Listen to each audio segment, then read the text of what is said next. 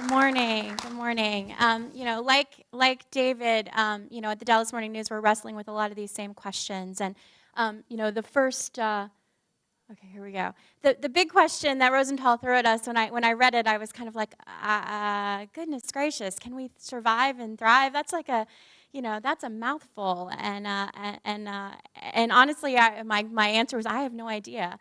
But I tried to boil it down a little bit and think a little bit more clearly about what's the question that I'm wrestling with right now. And that is really about local. How do we use distributed platforms to help us enhance our chances of survival in this media ecosystem where there are so many different ways that we can get information to people and so much information that is flowing around.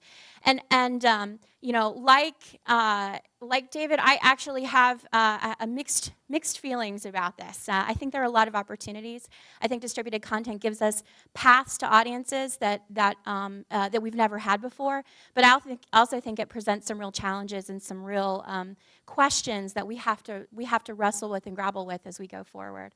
It's not a surprise to anyone that the economics of digital media really do reward scale. I think you've heard that now about 5 times.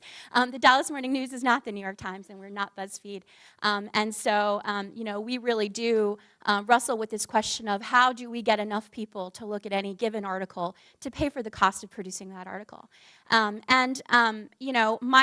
feeling is that distributed content is one of those things that can help us, move more people, into our streams. Social sharing gives us the opportunity to reach people that we've never really been able to reach before, to get in front of audiences who maybe don't even know the Dallas Morning News as an organization that cares about the things that are important to them in their lives. So in Dallas, what are we doing? We are really taking an approach of testing and learning. Let's try things. Let's spend time looking at the results of those trials, and let's try to learn and adapt as we go. So right now, we are on a number of distributed platforms, and we are, not like the Washington Post all in. We are sort of taking a step-by-step approach. Apple News we got on last year. We put in a full text feed.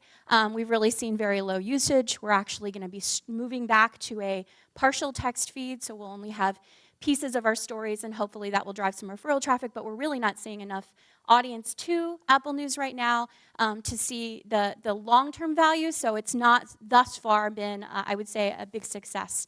Facebook videos, though, native videos, is something that we are starting to see some really interesting stuff, and I'm going to talk in a minute about that. But we are right now producing or publishing about 1 native Facebook video a day, not nearly all the videos that we're publishing, but at least 1 that we're putting out there to that very specific audience. And then also testing and learning with Facebook Live. Snapchat, we have an entertainment site that is really actively engaging a Snapchat audience. It's not a big audience, but we're telling stories that those folks, wouldn't necessarily know are being told. And we actually are seeing a lot of success with taking those snaps and then reverse publishing them in story form, for audiences on our site. So it's sort of a back and forth that's using both the platform to help us improve our storytelling. Instagram, like everybody, we have wonderful photos and videos that we are distributing, for multiple brands that we have. And we're in the process of testing feeds right now for Facebook Instant Articles. So we're not one of the big platforms that was invited in the initial, and no one's paying us anything to do this right now. But we do believe that there's a value in testing and learning on Instant Articles and seeing what we find. So we're going to start with just 10 articles a day, not the full feed. We publish more than 200 stories a day. We're going to start with 10, and we're really going to look at what's the value on a mobile page for those articles. And then AMP, we're also going to be moving into probably later this summer. To me, distributed content, really, one of the biggest values is that it helps to widen the pipeline of audience value. So we want to attract the biggest, broadest audience that we can, engage them, a smaller subset of that group more frequently, and convert an even smaller subset of that group. into paying consumers. We are launching a metered model in the next few weeks, and so we'll start getting subscriber value, much like the New York Times and the Boston Globe. And then, at the very bottom of that, an even smaller number, we really want to try to make sure that we are collecting data from and engaging in events and finding ways to create premium experiences for those folks. The bigger the pipeline, the more people you can get down into those higher premium levels. So I'm just going to tell a quick story about something that happened last week. Last week was Texas Rangers opening day. We had a team of reporters and editors and producers who were out at opening day, and we took a little video, and I'm just going to see if we can show it. Really quick video I'll show you.